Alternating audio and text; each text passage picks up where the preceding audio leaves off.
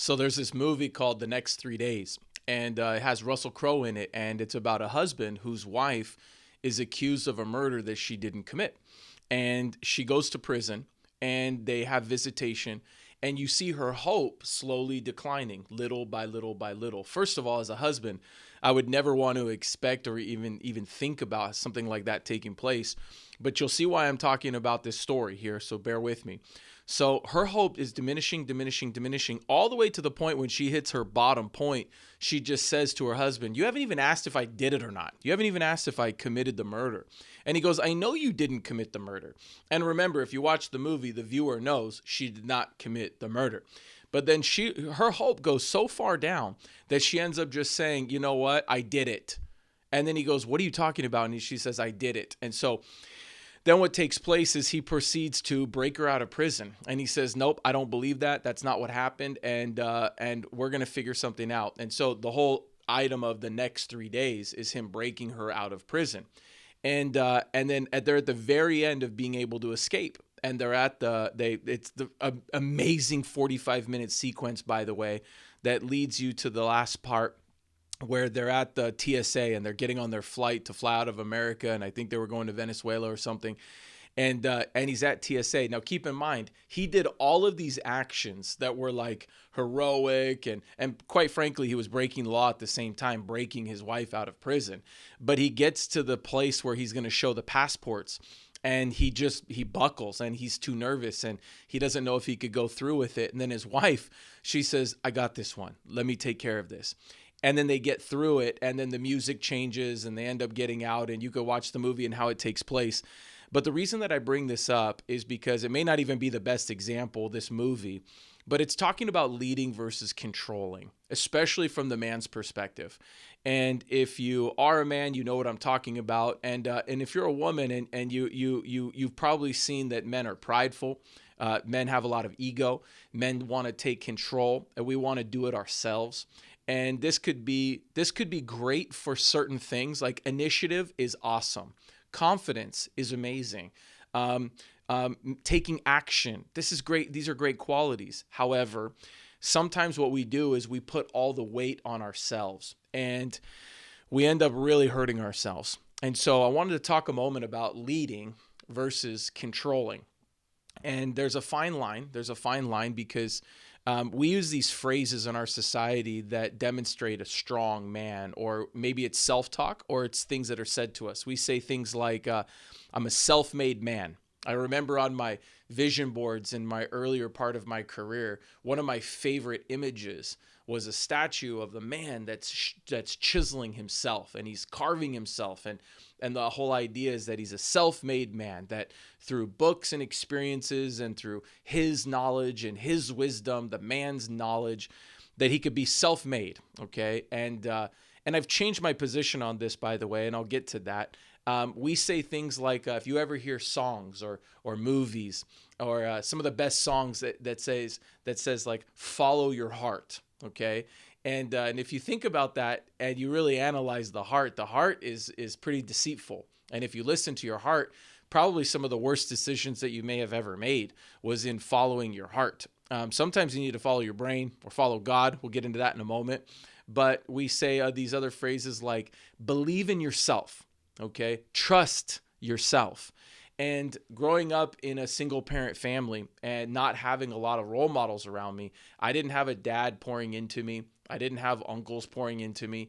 I worked hard. I saw my mom do her best, and my mom was either working really hard or she was disabled for a lot of my life, and so she did her best to encourage and praise and do what any great mother would want to do. But sometimes what that did is that it made me believe that it was on me, and so I would go out there and I would want to perform.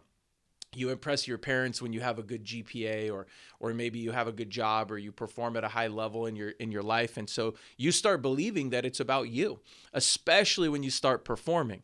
And there's a rise phase to life, and then there's these fall phases of life, and then there's these recommitment phases of life, and you go through these cycles, and we hope to have learned from our previous mistakes and some of our experiences. And so I remember earlier in my life, and I wanted to help my viewers here on this particular subject of leading versus controlling. On top of it, being a control freak, if you have ever called yourself a control freak, or if people have, or maybe you're an OCD type person, or maybe you're attention to detail, or maybe you get bothered and have anxieties about a lot of little things. You believe that if it's gonna be, it's up to me. And so this is another phrase. If it's gonna be, it's up to me. I'm a self-made man. I got this. Don't worry. Leave me alone. I got this. I'll figure it out. And a lot of times, Albert Einstein said that a man cannot solve a problem in the same mindset in which that problem was created. And the challenge with us is that sometimes we run around in a circle and we keep doing things our way instead of trusting in God, or trusting in the people that God put in your life to help you out. And so if you look at the traditional man, doesn't ask for directions. He doesn't want to ask for help. He feels like he's got this. And actually you show the most maturity in your life more and more and more by showing that you don't have it, that you trust. And so leading versus controlling, when you start leaning in on God, okay, here's what's going to take place. I believed in God throughout my life, but I didn't lean on God. I leaned on myself. And so I believe that like God existed and God made me and he gave me these circumstances, but that it was up to me. And so I kind of divorced my thinking from the fact that God could come into my life and actually help me in my day-to-day life. I thought it was on me, and I was more controlling. And some would say that I still am controlling in some regards, but I could tell you this, one of the most freeing things, let me tell you what happens when you end up being controlling. You end up more alone. You end up more frustrated. You have a lot of fears. And the more that it's on you, the flesh, the man is just flesh. Okay. One day we will no longer be with our bodies, and our souls will leave us, and we'll go to a better place. And that's obviously in my faith as a Christian, that if you believe in Jesus Christ as your Lord and Savior to dominate your heart, and that he died on the cross to forgive your sins, that you will go to heaven, okay? That you would be forgiven through his works, not through our works. I would read the 10 Commandments and I would think, okay, if I do these things, then through me and because of my actions, then I get to go to heaven if I'm good and if I please God.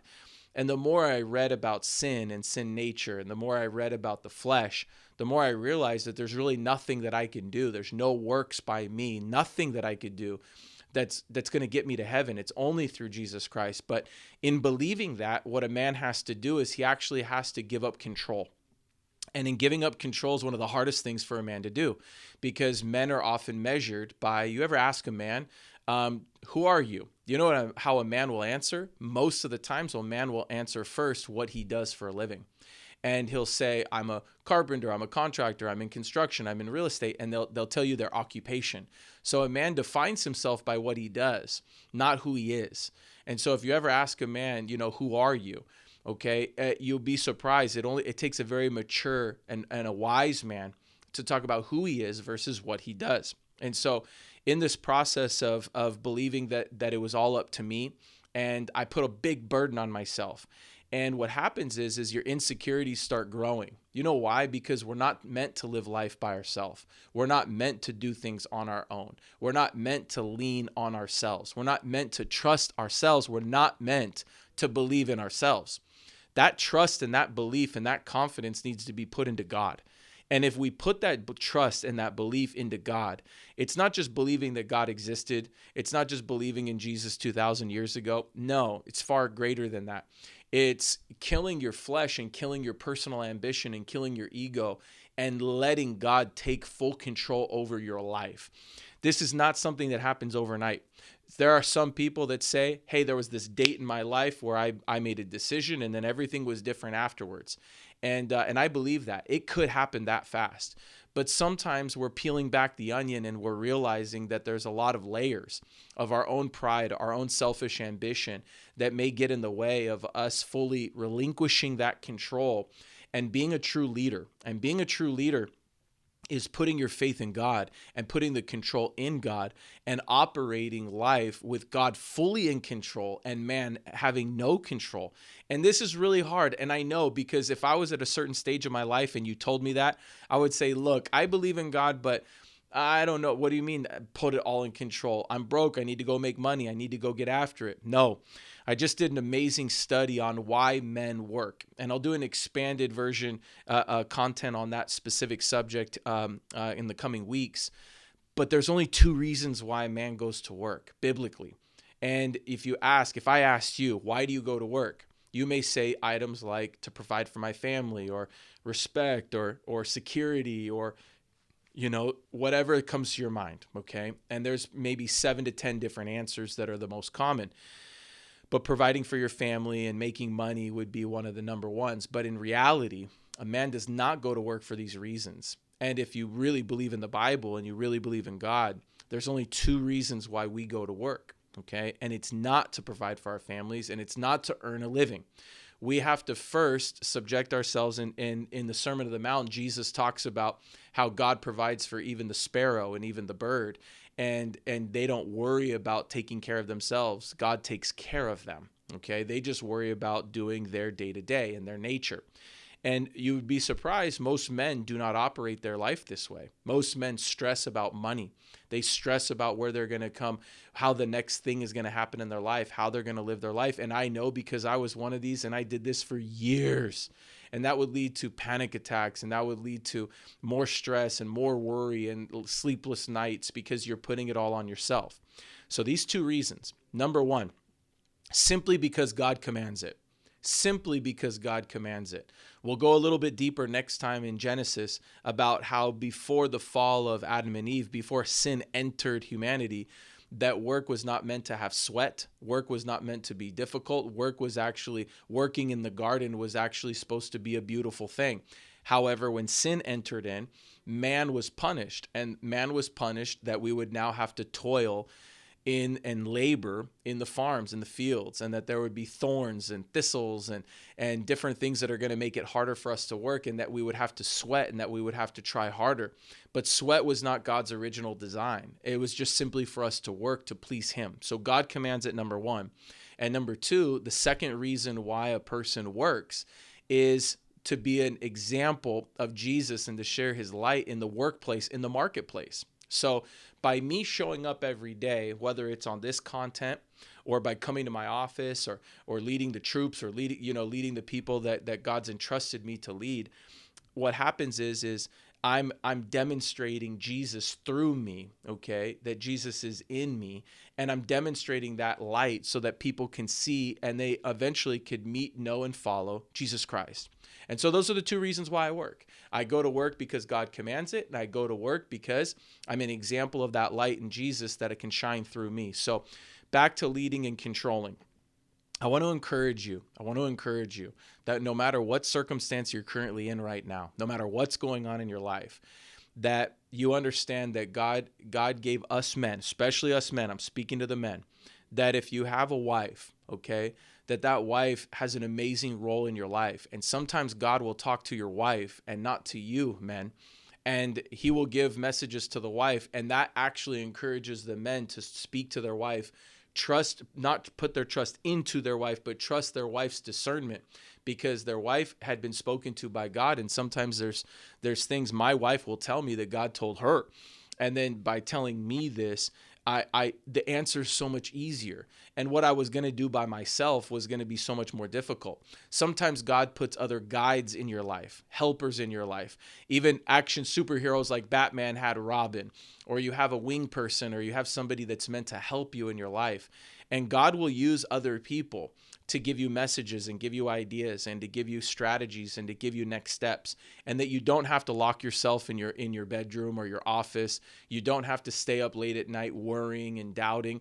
You could simply take it to prayer, and you could say, God, listen, I don't know what you need me to do right now. I've got a plan. I've got these goals. I want to get this stuff done, but can you guide my footsteps? And let God guide your footsteps. And you could still have something that you're trying to accomplish, or something you're trying to build, or a project you're trying to execute. It doesn't mean that you just sit there and say, well, according to this guy, Jason, he just says to put my trust in God, so I sit on my couch all day. No, God called us to get up and go to work. God called us to make sure that he commands us to get up as men. Our job is to work. There's no such thing as retirement in the Bible. Okay. That doesn't mean that you can't work hard, prosper, and be retirable. But you show me a happy man, I'll show you somebody that's getting up and going to work and making contributions to other people and changing other people's lives, but not for their own benefit, to glorify the kingdom and to allow God to bless me. And so in changing my thinking, instead of me trying to control my business or control my family or my wife and children or my outcome or my incomes, I simply submitted that to God, and then God takes care of me and gives me the tools, gives me the people, gives me the resources, the food, the shelter. He gives me everything that I need to do to get up every day. And do I sometimes let worry filter into my head? Yes. Do I sometimes still have anxieties that come into my head? Yes. And these were all things I've struggled with in my entire life. But I could tell you this: there's no greater medicine. There's no greater motivation. There's no substance that you could put in your body. There's nothing you can do. There's no book you could read outside of the Bible that would make you feel more at peace and more whole and actually make you a better leader than completely surrendering and giving that control to God, so that we don't have control over our lives. We give that control to God, and then we operate on a daily basis to help us be a lot more successful. Hopefully we never have to do what Russell Crowe did in the movie Next 3 Days and deal with breaking our wife out of prison for a crime that she didn't commit. And that's obviously a movie reference, but take the lesson that he allowed his wife to help him and to be a guide in that way, and that God's going to put people in your life to help you make these decisions so that you could become a better leader and not be so much in control. And I hope that you choose to be a leader for life.